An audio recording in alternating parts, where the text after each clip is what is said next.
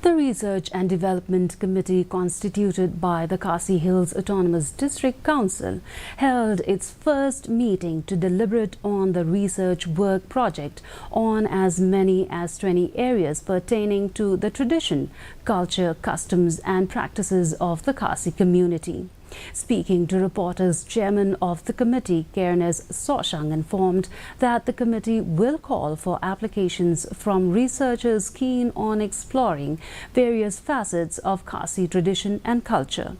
Soshang also disclosed that the committee has allocated rupees 1 lakh for the researchers with an additional incentive of rupees 10,000 upon successful completion of their projects. But let's say contingency kabalong sifojar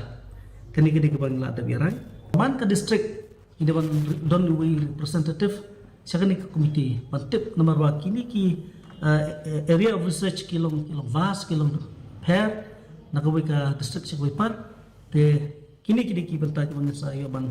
pentulun ni kini kam hadin dan layo ay proposal. The week-long Shillong Book Fair is being held